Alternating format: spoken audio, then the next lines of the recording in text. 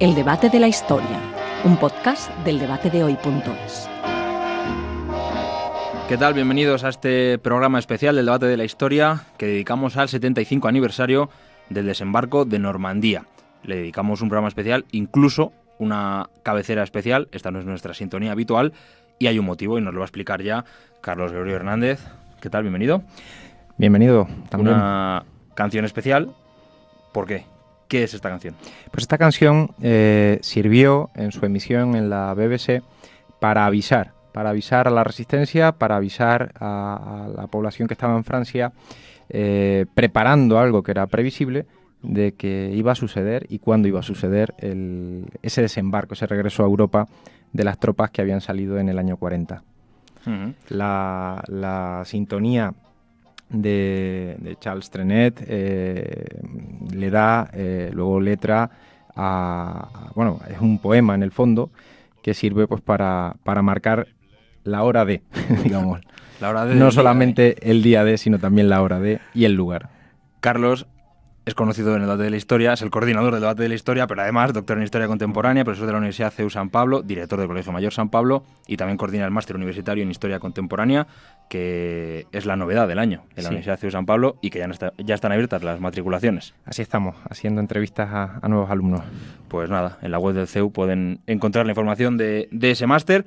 Y con esta explicación musical, esta canción de Charles Trenet, pues vamos a comenzar un podcast en el que primero lo que vamos a hacer es recordar lo que pasó aquella mañana en Normandía, en las playas de Normandía, y después pues vamos a realizar una revisión bibliográfica para recuperar los títulos más importantes, más interesantes, para profundizar en el desembarco, y también nos vamos a centrar en las memorias de los protagonistas, algunas memorias que incluso todavía no han llegado a España.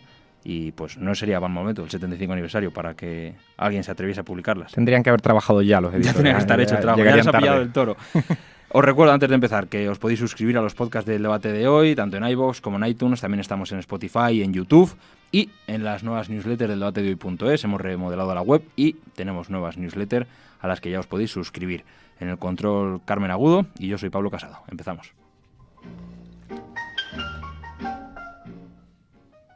Y con estas notas que ya terminan, pues vamos a empezar por el principio. Aquella mañana del 6 de junio, el desembarco de Normandía, el día D.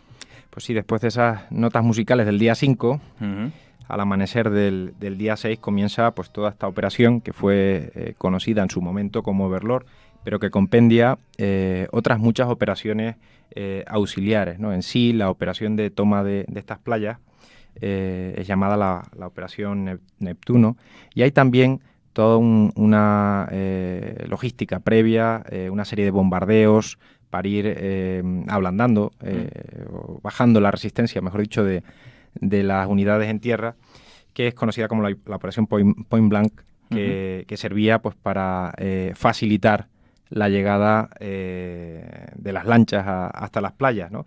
Pero es que también se lanzan paracaidistas en la retaguardia, que tienen que hacer pues esa labor de cerco contra las defensas alemanas, dividir un poco la logística de Rommel, la logística preparada por von Rundstedt, por el propio Hilder, para algo que era previsible. Y es que tenían que llegar a las playas de Francia 160.000 soldados, ¿no? Eso durante la jornada del día 6. Claro, es verdad. Hablamos del desembarco o del día D, pero es que luego tendríamos que hablar de la batalla de Normandía, porque esto no es cuestión de horas, fue cuestión de bastantes días, hasta bien avanzado el mes de junio, hasta el día 26 no se puede considerar concluida toda esta operación, que costó muchísimo esfuerzo, muchísimas bajas a los aliados, ¿no? Y muchísimas bajas que iban a costar en adelante, ¿no? Porque la resistencia alemana pues fue muy, muy fuerte. Llegarán a 5 playas. Esas son, digamos, las escogidas por el ejército, en este caso por Eisenhower y por Montgomery, ¿no? Que estarían al frente de las tropas, Eisenhower de las estadounidenses, general Montgomery de las británicas, evidentemente con la superioridad de Eisenhower, y les dan nombres en clave de pueblos estadounidenses, pues Sword, espada, Gol, Utah, Omaha y Juno. Conocemos evidentemente más aquellas playas en las que desembarcaron los Estados Unidos, porque el cine ha tenido también mucho que ver en esa mitificación de lo que fue el desembarco en Normandía y algunos lugares en concreto, especialmente Omaha, como tú has planteado, ¿no? Este área se encuentra pues entre el puerto de Le Havre y lo que sería la península de Contentin. En ese espacio se encuentra un área adecuada. No era el paso de Calais, el lugar más cercano desde el continente hasta las islas británicas. Era, en principio, previsible haberlo hecho por allí, pero se escogió este área sin puertos magníficos, digamos, sin lugares adecuados, lo cual exigió también pues crear crear muelles artificiales para que esto fuera posible, para que al final la operación cuajase en el retorno a Europa de lo que eran los aliados en este caso, ¿no? A mí, Carlos, una cosa que me llama mucho la atención del desembarco de Normandía y de la batalla son los preparativos o cómo incluso esa cercanía de Calais se jugó con esa posibilidad o se intentó engañar a los alemanes con un desembarco en Calais que incluso se creó, o eso recuerdo, un ejército ficticio. Efectivamente, es decir, se intentó engañar, obviamente, a Alemania. Se plantearon otros lugares, Noruega, se plantearon pues sitios muy, muy estrafalarios en ese sentido. Fue necesario también tirar de los alemanes hacia el sur de Europa, ¿no? Es decir, las operaciones en el norte de África, en Sicilia, e incluso una vez iniciado el desembarco en Normandía, una segunda operación, la Operación Dragón, en el sur de Francia, para seguir fragmentando esa resistencia alemana. Es decir, si toda la fuerza de los aliados se hubiera centrado en un solo punto, Alemania se habría centrado también en un solo punto y probablemente habría sido muy difícil. No tenía una posición defensiva ventajosa, Alemania. Bien es verdad que la desproporción de fuerzas era enorme. La división facilita que Alemania vaya cediendo. Porque otra de las cuestiones fundamentales en esta batalla de Normandía es esa defensa alemana en la que Hitler se entromete en parte y casi es para mal. Sí, la resistencia alemana se está preparando pues desde que los alemanes empiezan a flaquear en el frente ruso y desde que el norte de África pues también se empieza a vencer y los americanos están tomando Sicilia. Prácticamente los dos bandos a la vez empiezan a preparar de verdad lo que sería ese escenario de Europa occidental. Había un militar que va a estar al frente de todo esto, que es Erwin Rommel, conocidísimo, el zorro del desierto, que se pone pues a preparar toda una serie de planes, y la operación llamada Gustav West del oeste, y otras operaciones aledañas, pues hay cuerpos de ejército, y él cree que la mejor manera de defender todo ese flanco atlántico, que es enorme, no es solo Normandía, había que defender especialmente Calais, que era lo que ellos preveían, pero también Bélgica, pero también la costa más al sur del Atlántico francés, lo va a hacer desde el mar, es decir, va a colocar un montón de trampas en el agua, pues por si esas lanchas se acercan demasiado que fracasen, que sobresalgan en el agua, va a colocar obstáculos en las playas, va a llenar de búnkers todas estas playas, de nidos de ametralladoras, y él lo que quiere es tener muy cerca de la costa lo que sería pues la tropa de reserva, las unidades de blindados. Ese es su criterio, es decir, si las tengo cerca de la costa, podré ser eficaz en el contraataque. Es decir, pararé con mis defensas costeras a británicos, canadienses, estadounidenses, franceses, pero luego necesito un contraataque para sacarles de las playas. Mientras que había otro militar, que es von Rundstedt, que plantea lo contrario, es decir, dejémosle a los aliados entrar por donde escogemos nosotros, en Francia, y resistamos al interior. ¿Qué hace ante esta dicotomía Hitler? Pues decidir, en cierto modo, el punto medio. Ni darle la razón a von Rundstedt, ni dársela a Rommel, con lo cual ninguno de los dos planes pudo ejecutarse a la perfección. Este fue uno de los motivos por los cuales, pues en las primeras semanas de ese mes de junio y agosto, al final la resistencia alemana no es tan eficaz, porque ni se hizo una resistencia en el interior, ni se hizo esa resistencia costera. Las unidades de blindados tardan en movilizarse hasta la costa. Es decir, que Hitler tuvo también mucho que ver. También tuvo, obviamente, mucho que ver el hecho de las heridas que sufre Erwin Rommel mientras va camino pues de una de las operaciones en su coche. Es ametrallado el vehículo y él queda, moribundo. Luego los médicos hacen lo posible por salvar su vida y sigue adelante, pero que en ese sentido tuvo también mala suerte el gobierno alemán al perder a su militar más brillante. ¿Qué son los discursos del fracaso? Pues mira, es que era muy difícil lo que se iba a realizar y el gobierno británico, Churchill, el mando militar americano, Dwight Eisenhower, preparan mensajes en previsión de que esto no salga bien. Porque si habían hecho simulacros, incluso alguno de esos simulacros en la costa de Gran Bretaña, había salido tan mal que casi desembarcan los alemanes en la Gran Bretaña, en una de las operaciones de simulacro en Gales. Entonces, era lógico pensar que a lo mejor en la tentativa de Overlord, pues murieran cantidades ingentes de soldados. De hecho, Churchill, aunque apoya la operación, durante mucho tiempo está intentando apoyar otra cosa, que es seguir mellando a los alemanes en el flanco del Mediterráneo. Esa sería un poco su idea. Los discursos del fracaso era el plan... el plan B. El plan B, el plan que no ha salido adelante. El plan que no ha salido bien. Overlord, sí.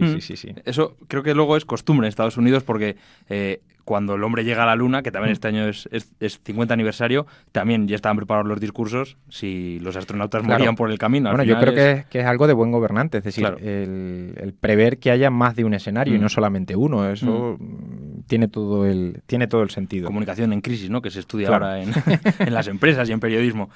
Muy bien, esto fue el día D, pero para llegar al día D ya hemos dado alguna pincelada, pues hubo un contexto muy amplio en esa Segunda Guerra Mundial.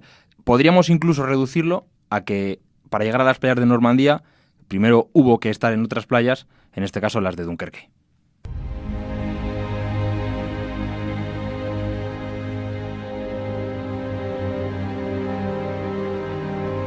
Y con la música de Hans Zimmer de fondo, para la película Dunkerque, estrenada hace muy poquito, de las últimas, de la Segunda Guerra Mundial, pues vamos a explicar por qué pasamos de la playa de Dunkerque de una retirada a un ataque. Claro, porque desde que la Fuerza Expedicionaria Británica tiene que retirar pues a 338.226 soldados, podemos ser muy precisos en ese sentido, sí. En el año 40 ya se está pensando en un regreso semejante. Es decir, bueno, hemos tenido que abandonar el continente, pero en el fondo para ganar esta guerra habrá que volver al continente. Eso hubiera sido...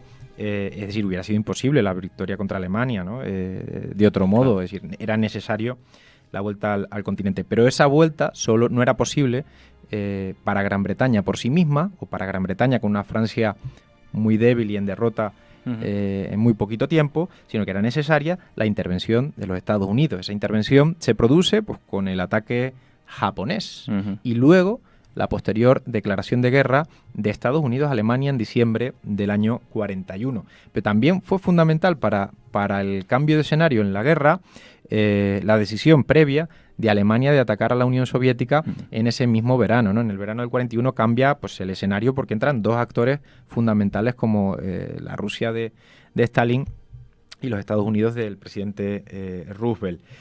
Es entonces pues cuando se preparan todas esas operaciones, el diseño, la estrategia, Eisenhower al frente de todo,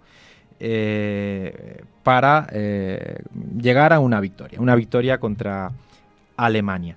Y se va estableciendo pues esas operaciones, Antorcha, por ejemplo, en el norte de África, la operación Husky, el desembarco en Sicilia, y se va trabajando para que esto sea posible.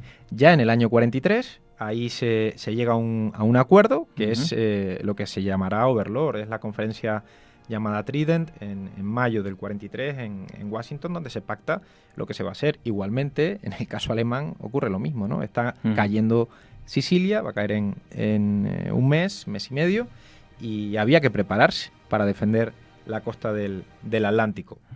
Hemos hablado de esa canción de Charles Trenet que se mandó a la BBC para que la Resistencia supiese que se iba a producir ya ese desembarco, que es, digamos, el final de toda una labor de espionaje, de encriptado de mensajes que nos lleva a la famosa máquina Enigma, entre otros. Sí, porque están trabajando desde anteguerra, los polacos especialmente, para descifrar esos mensajes alemanes. Los polacos no llegan a tiempo, fueron invadidos y ocupados. Y transferirán, pues en cierto modo, su sapiencia a franceses, a británicos, a estadounidenses, para que ellos continúen esa labor. Y logran descifrar mensajes, especialmente en este año 44, de lo que sería Alemania. Se captura incluso barcos meteorológicos, pues para llegar a perfeccionar lo que era la máquina ultra, la máquina anti-enigma. La enigma era la alemana, y luego son muy importantes, obviamente, también los espías. Ahí interviene un español, que es Juan Pujol, del cual hay pues muchísimas biografías. Estuvieron a punto de hecho le confundió el Ayuntamiento de Madrid de la legislatura previa con otro Juan Pujol, y unieron las dos biografías en uno solo. Juan Pujol, el que apoya al bando nacional, tenía calle en Madrid, y recuerdo que Celia Meyer confunde a Juan Pujol, el espía que ayuda a los aliados, con el Juan Pujol, el hombre de la propaganda de Franco. Juan Pujol era Garbo, y Garbo es el hombre que convence a Alemania de que el ataque es en Calais. Eso fue muy importante también para que este desembarco pues fuera de la mejor manera posible. En esto de la encriptación, es que además se salía la noticia estos días, ha muerto uno de los veteranos navajos, y me mandaban mensajes en el idioma navajo, que es una cosa que me parece pues muy curiosa. Claro, aquí está trabajando pues los mejores ingenieros. Hay un libro reciente, Paul Kennedy, hablando de eso, de la ingeniería, pero hay luego rudimentos muy tradicionales, el lápiz y el papel, que a veces son muchísimo más útiles que la tecnología punta de una época, efectivamente. Hemos hablado de ese contexto, de cómo se prepara el día D y la batalla de Normandía. Las consecuencias para Alemania de la batalla de Normandía, de esa vuelta del ejército aliado a Europa, serán graves. Claro, porque ya tienen claro que van a perder. Y es cuando empieza a fragmentarse el entorno de Hitler. Es decir, queda en cierto modo convencida la cúpula, una parte de la cúpula militar alemana, de que el escenario futuro es una derrota. Entonces es aquí cuando aparece otra operación como la llamada Valkyria, por ejemplo, de acabar rápido con lo que sería un escenario de conflicto con consecuencias devastadoras para Alemania. Y tiene mucho que ver, de hecho, Rommel, que mencionábamos antes, que él estaba implicado en esa operación, y al final pues termina todo con un fracaso, ¿no? La operación Valkyria. De hecho, si nos fijamos en la cronología, esto empieza el día 6 de junio, ¿no? La mañana del 6 de junio. En agosto están ya los aliados en París. Es decir, no es mucho tiempo el que se tarda en llegar a París. Es verdad que luego hay un montón de puestos alemanes que aguantan hasta mayo del 45 en la costa de Francia, ¿eh? Es decir, que esta resistencia que diseñó Rommel fue muy duradera, pero que el golpe moral fue fuerte. El golpe moral fue fuerte y la llegada a París, pues rápida, dentro de un orden. Luego sí que la resistencia perdura, es decir, el fracaso de Valkyria pues hace que haya una resistencia fuerte alemana, incluso un contraataque posterior, la llamada batalla de las Ardenas, según avanza el año 44. Muy adelante, pues los aliados no lo hicieron siempre bien. Estuvo también una operación fallida, la operación Market Garden hacia el norte, mal diseñada, mal ejecutada. Montgomery pues le cuesta mucho esa operación, lo mismo que a Omar Bradley, la de la batalla de las Ardenas. No se la esperaba. Y ahí tiene que aparecer otro gran hombre de ese contexto según avanza la guerra, que es el general Patton, ¿no? Su tercera división es la que suple pues el pequeño fallo de previsión en ese sentido, ¿no? Y la verdad que Alemania empieza a padecer la guerra. La superioridad aliada es enorme en lo material, y los alemanes, cuando llega el final del año 44, sufren de verdad. Pasan hambre, y un país que había vivido en ese sentido en un escenario no solo de victoria, sino de tranquilidad interna, empieza a sufrir pues el colapso. Has hablado antes de cómo el cine ayuda mucho a mitificar todos estos momentos. Casi todos los conceptos de los que hablas, Valkyria tiene alguna película. Yo creo que prácticamente los grandes momentos de los que hablamos, sobre todo en la batalla de Normandía, pues tienen su película. Casi todas ellas pues recordándonos, ¿no? Lo bueno los buenos que eran los estadounidenses, lo bien que lo hicieron todo, esos fracasos de Market Garden, etcétera, es muy difícil encontrarlos en el cine. Yo te quería preguntar, en este año 44 está la Operación Barbarroja, está Stalingrado, tenemos Normandía, el alemán en África, ¿no? ¿Es Normandía, por lo que comentas, como el gran punto decisivo de la Segunda Guerra Mundial o es una suma de todo? Bueno, para mí el punto decisivo sería previo, que es Stalingrado. Stalingrado es para mí más importante a la hora de marcar un punto de inflexión en la guerra. Pero lo cierto es que Normandía, en cierto modo, al triunfar, Normandía, al desembarco, aún a costa de muchísimas bajas, la suerte está echada, digamos, para Alemania. De haber ocurrido lo contrario, es decir, si Normandía no hubiera salido bien, ojo, es decir, ahí hay muchísimas tropas que vienen a Europa y les costaba, hay miles de muertos para entrar en estas playas, ¿no? Entonces Alemania hubiera podido aguantar mucho. Es que Alemania en ese momento su posición es desde la costa francesa hasta Rusia. No había cambiado la posición, está en la frontera de Polonia en ese momento, pero que es una posición de conquista del continente europeo. Ese es el escenario todavía en las estribaciones del verano del año 44. Entonces, aunque hablemos de Stalingrado como clave, es la retirada del frente ruso, eso ya ocurre entre el 42 y el 43. Hasta este momento la posición alemana es muy firme. Y luego la caída es muy rápida, entonces. Estamos hablando de que en un año pierden... Sí, también de esto se ha especulado muchísimo, ¿no? Es decir, ¿por qué? Pues porque también había más miedo a la Unión Soviética, más miedo a Stalin que a los aliados, más que a los Estados Unidos, perdón, porque aliados son entre sí todos, que a los Estados Unidos a la Gran Bretaña. Y hay muchísimos discursos de Goebbels donde se ofrece colaborar con los aliados contra la Unión Soviética, contra el comunismo. Es decir, siempre, se ha escrito muchas veces que se facilita en cierto modo las operaciones occidentales para trasladar tropas al frente oriental y resistir contra los rusos. Es que la guerra en el este fue muchísimo más dura que en Occidente. Había un trabajo de un historiador español, Núñez Seijas, que decía que 1 de cada 2, creo recordar, soldados alemanes o rusos en manos del rival mueren, mientras que son 2 de cada 100 en manos de los franceses o los británicos los que mueren. Nada que ver. Es otro escenario completamente diferente. Es otra guerra distinta. Pues aprovechando que has nombrado ese primer estudio, vamos a pasar a la segunda parte de este podcast especial, que es la revisión bibliográfica, pues para quien quiera leer y profundizar todavía más en lo que fue Normandía, le ponemos también un poco de música.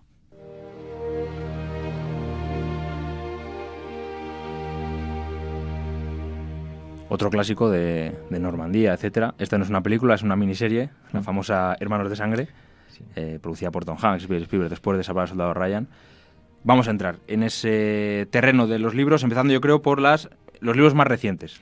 Algunos tienen algunos años, pero son quizás las novedades. En ese sentido, un apunte simplemente en torno a las series. Ha habido una también relativamente reciente, Hijos del Tercer Reich, que ha marcado un poco también un estilo distinto con lo que eran las series previas en relación a la Segunda Guerra Mundial, con unos alemanes haciendo menos del malo y en un papel más humano. Con los miedos que tiene cualquier soldado, con la ideología que podían tener también sus enemigos en ese momento, ¿no? Con vidas familiares, con experiencias terribles, ¿no? Al estilo de lo Clint Eastwood que hizo en Iwo Jima, etcétera. Efectivamente. Muy interesante. Libros.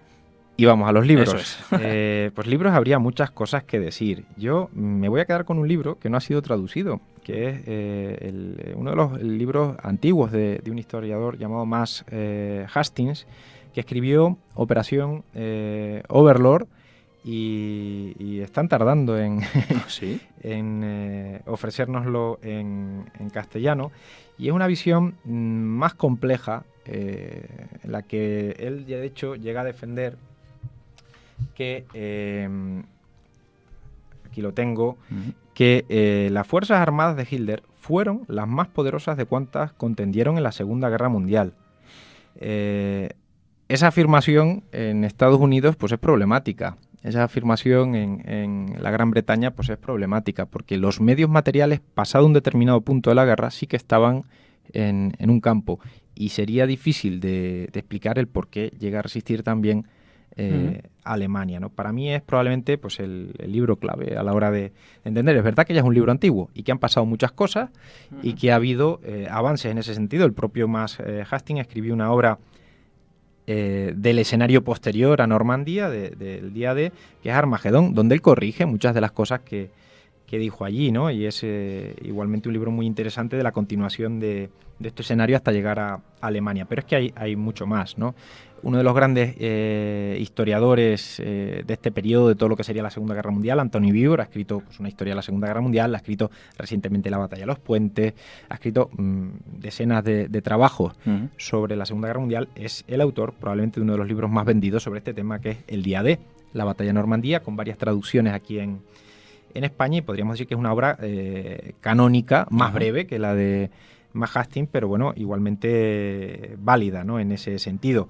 Hay también obras pues de un militar o de militares, ¿no? Una clásica, tú me contabas que la habías leído, ¿no? Sí. De John Keegan, 6 ejércitos en Normandía, ¿no? Del día D a la liberación de París, que serían pues este mes de junio a agosto del año 44, y lo mismo cabría decir del libro de Martin Gilbert, Desembarco en Normandía. Fue la primera obra que yo leí sobre este tema. Me pareció interesantísima, muy bien escrita.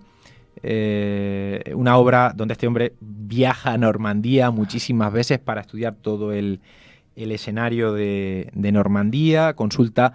Bueno, es que se podrían hacer rutas turísticas y se hacen por toda esa área, porque sigue habiendo muchísimos búnkers y muchísimas huellas de lo que fue aquella batalla. Él va allí justo en los años 50. Una obra antigua y traducida luego al castellano de forma más reciente, cuando están pues muy patentes todavía las calamidades de lo que había supuesto el desembarco y la ocupación, ¿no?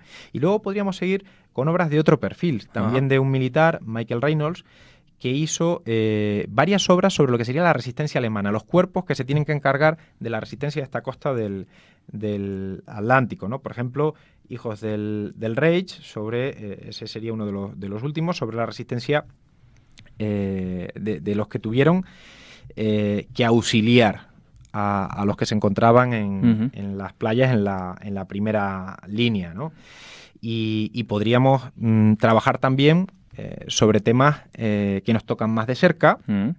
Por ejemplo, algunos libros sobre Garbo, sobre Juan Puyol. Tenemos el de Stefan Taltí, reciente, pues relativamente, ¿no? Del año 2013. Y ahora vamos a recordar las memorias de los protagonistas de aquella jornada, que algunos, que es lo que decía antes, no han llegado tampoco a España, pero yo creo que siempre la historia contada por sus protagonistas es de mucho interés. Sí, lo que pasa es que no todos los protagonistas tienen una perspectiva global de los acontecimientos, tienen la suya, es obvio. Algunos intentan trascender a esa perspectiva individual, de hecho porque tuvieron mando sobre ejércitos diversos, por ejemplo Eisenhower, ¿no? Ese sería un ejemplo. Eisenhower es el comandante en jefe de los ejércitos aliados, y él escribió Mi guerra en Europa. Ese libro se ha traducido también como Cruzada en Europa, precisamente por el título original en inglés, y tenemos muchísimas ediciones en español. Probablemente pues sería un libro que excede a Normandía, porque es un poco la mente, la inteligencia de todo el proceso de la victoria, pues desde el año 41 hasta el año 45. También tenemos a nuestra disposición las memorias del general británico de Montgomery, y que hizo una obra además específica sobre la guerra en este periodo, ¿no? En el que tiene un protagonismo pues más importante. Tengamos en cuenta que es general de infantería, es decir, que a priori los británicos pues sí han intervenido en el escenario del norte de África, pero en ese contexto lo que se debate en la guerra en Gran Bretaña son bombardeos, son ataques contra la marina, etcétera. No están traducidas todavía, y difícilmente lo estarán, las obras del almirante que dirige el desembarco, que es Ramsay. El año del día D, ¿no? Es una preparación increíble, es tremenda, pues toda esa logística que hemos contado está narrada con muchísimo detalle. Ya han llegado al español, pero hace muchísimas décadas, las memorias del general Bradley, es muy distinto su planteamiento al de Eisenhower. Bradley está encargado de uno de los flancos de las playas, digamos, donde son protagonistas los estadounidenses, pero él se encargó durante muchísimo tiempo de estrategia, logística, táctica, y lo encontramos pues al final del tomo primero, pero prácticamente todo el tomo segundo de sus memorias van a este tema. Quedan también pues las de Patton. Patton no se encarga de Normandía, pero sí de las operaciones que sirven para distraer a los alemanes. Igualmente se encarga luego pues de lo que sería la ocupación de Francia. Habría que leer también algo de los alemanes, obviamente, ¿no? Por ejemplo, los papeles llamados de Rommel que edita un militar americano, Little Hart, que es uno de los grandes historiadores también de toda la Segunda Guerra Mundial. Sería pues una versión muy interesante en ese sentido. ¿Y por qué no? Una biografía de von Rundstedt. En España no se ha editado prácticamente nada, sí en Argentina, o sea que en español podremos leer, pero no porque se haya editado en España. Y terminamos con dos obras distintas. Una la tenemos encima de la mesa y es muy pequeñita, es un bloc de notas. Así que, porque al final Normandía, como también yo creo que sobrepasa, ¿no?, esa batalla bélica, ¿no?, y ya es un símbolo, sí. No sé. Normandy, 1944, ¿no? La obra de un soldado, de Víctor Landi, que fue realizando dibujos, no solamente Normandía, sino de el tiempo posterior, hasta que cae herido, y la verdad que es una obra que a mí me parece delicada, pues es eso, una mitificación de aquello, y me recuerda pues los trabajos de una alumna de humanidades, Andrea Reyes, por su estilo, pero bueno, que es un regalo estupendo, creo, sí, ¿no? Tuve buen regalo de cumpleaños, ¿cierto? Son dibujos pues interesantes. Sobre todo yo creo que el valor de estos dibujos es que lo haya hecho un soldado en el momento. Porque es que trata además un soldado muerto, un soldado alemán muerto, un soldado estadounidense descansando, el atardecer después de la batalla. Es decir, es que hay tantas cosas que se encuentran en esos dibujos que si uno tiene la tranquilidad de observarlo, pues puede aprender también muchísimo sobre ese día a día o esa vida cotidiana del soldado. De hecho, hay muchísimas cosas traducidas de soldados. De hecho, hay una obra reciente de unos periodistas vinculados a ABC, Villatoro creo que es su apellido, el de uno de ellos, que trata sobre esas cosas no contadas de Normandía, y ahí aparece, por ejemplo, las memorias de un soldado de origen español. Me voy a equivocar con el nombre, Alberto Wilhammer, que no combate el día D, pero sí combate a posteriori, era de las reservas, fue luego detenido por los estadounidenses, ¿no? Que también es una pues cosa curiosa, que un hombre nacido en Barcelona que combate junto a los alemanes en la Segunda Guerra Mundial. Y también me parece interesantísimo los cómics. ¿Sí? Toda la Segunda Guerra Mundial tiene decenas de obras. Podemos leer sobre Holanda, sobre Bélgica, sobre el Alamein, sobre la batalla de Kursk. Podemos leer sobre muchísimas batallas cómics. Y hay precisamente una de uno de los grandes dibujantes de ese periodo, que es Wayne Van Sant, un dibujante de Marvel, que escribe pues esa historia gráfica de Normandía. Es un cómic, la verdad, que muy interesante, publicado en España por la Esfera de los Libros. La Esfera de los Libros ha publicado casi todo lo de Wayne Van Sant. Pues un gran repaso de libros. Yo creo que hay material para profundizar. Para terminar, te voy a preguntar. Hemos publicado en el debatedehoy.es una selección de películas, también videojuegos, porque es verdad que el mundo del videojuego también se ha centrado bastante en esta campaña. ¿Alguna película con la que tú te quedes? La que más... Yo, por ejemplo, soy del Soldado Ryan. Creo que el inicio de esa película, pues... Es una buena película, efectivamente. Omaha, pues una de esas clásicas, heroicas, épicas, porque también es bonito, ¿no?, disfrutar con el cine. Yo me quedaría quizás con el día D y con Omaha probablemente. Sí. Pues con esa nos quedamos. El día más largo de John Wayne. El día más largo, obviamente. Esa nos la hacían ver en la carrera. Ahora que has hablado de juegos, pues mira, en los 80 y en los 90... sin videojuegos, había un juego que era Normandía, que tardaban meses en jugarse, pero meses, es decir, las operaciones de Normandía duraban más en el tablero que en la realidad. Eran partidas de varios jugadores. Vez, los juegos de mesa, o sea que... No sé si este juego se puede comprar. Normandía. Pues nada, los aficionados al juego de mesa, que son muchos, y hay auténticos frikis, ¿eh? Tengo algún amigo que tiene salas enteras de juegos de mesa, que yo es que no puedo con ellos. No puedo. Prefiero los videojuegos. El último de Call of Duty, el de la Segunda Guerra Mundial que han sacado para la PlayStation 4, pues es espectacular. Carlos, muchísimas gracias. Gracias a vosotros. Este podcast especial, el resto, pues lo último que hemos publicado es con Antonio López Vega, de la Primera Guerra Mundial, o por lo menos los antecedentes de la Primera Guerra Mundial, y lo próximo será Japón. Nos vamos a Japón después de la Segunda Guerra Mundial. Con Florentino Rodado. Pues nada, a la espera de ese podcast más amplio con Florentino Rodado, nos despedimos. Ya saben que pueden suscribirse a estos podcasts en iVoox, en iTunes, en Spotify, en YouTube y en las nuevas newsletters de eldebatedehoy.es. Gracias Carlos, y hasta la próxima. Un podcast del debatedehoy.es.